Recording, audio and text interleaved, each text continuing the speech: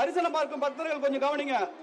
செல்போனை வச்சுக்கிட்டு நீங்க பாட்டுக்கு செல்ஃபி எடுத்துக்கிட்டு இருக்கீங்க. அது கண்காணிப்பு கேமராவில் பதிவாயிட்டு இருக்கு. தயவு செய்து செல்போனை உள்ள வைங்க. பின்னாடி நடந்து வரும் பக்தர்களுக்கு வழி விடுங்க. இது வந்து கிரிவல பாதை. ஒரு 50 புகார் இது வரைக்கும் வந்திருக்குங்க சார். அதுல வந்து 30 கண்டுபிடிச்சு கொடுத்துட்டோம். இப்ப தற்சமயம் வந்து இப்ப ஒரு 5 பேர் சொன்னாங்க. அதுல வந்து 4 பேர் கண்டுபிடிச்சு கொடுத்தாச்சு. ஒருத்தர் தான் வரல. அவங்களுக்கும் அறிவிச்சுக்கிட்டு இருக்கோம், வந்திருப்பாங்க. காலையிலிருந்து கூட்டம்ன்றது வந்து கட்டுக்கடங்காமான பத்திரவு கூட்டம் சென்று கொண்டு இருக்கிறது. இவங்களுக்கு எந்த மாதிரியான அறிவுறுத்தல், அதாவது நீ விழிப்புணர்வுல ஈடுபட்டிருக்கீங்க, அவங்களுக்கு எந்த மாதிரியான அட்வைஸ் கொடுத்துட்டு இருக்கீங்க? அதாவது தரிசனம் பார்க்கும் பக்தர்கள் அனைவரும் கோபுரம் முன்னாடி வந்து அந்த செல்ஃபி எடுத்து இடையூறு ஏற்படுத்துறாங்க. அவங்கள வந்து இடையூறு ஏற்படுத்தாதீங்க, பின்னாடி வரும் பக்தர்களுக்கு வழி விட்டு முன்னாடி போங்க அப்படின்னு சொல்லிட்டு அதை சொல்றோம். அப்புறம் வந்து நம்ம பக்தர்கள் அணிந்துள்ள நகைகள், மணிப்பர்சு, உடைமைகளை பத்திரமா பார்த்து கொள்ளும்படி சொல்றோம். அப்புறம் இந்த இடத்துல வந்து சூடம்லாம் வைக்கிறாங்க. அது வந்து சூடம் பொறுத்தவரைக்கும் தடை செய்யப்பட்டிருக்கு. அதையும் நாங்கள் அறிவுறுத்தி சொல்றோம். இடையூறு ஏற்படுத்தாம செல்லும்படி காவல்துறை சார்பாக கேட்டுக்கொள்கிறோம்.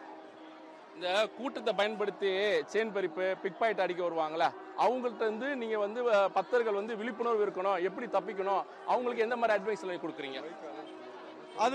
அது வந்து நாங்க காவல்துறை மூலமா நாங்க வந்து இப்ப மைக்கில் அலௌன்ஸ் பண்ணிட்டு இருக்கோம். அந்த நம்ம சம்பந்தப்பட்ட எல்லா இடத்துலயுமே வந்து கண்காணிப்பு கேமரா வச்சிருக்கோம். அதையும் நாங்க வந்து மைக்கில் வந்து அலௌன்ஸ் பண்றோம். அதனால விழிப்புடன் இருக்காங்க. கிரைம் பார்ட்டி எல்லாம் வாட்ச் பண்ணிட்டு இருக்காங்க.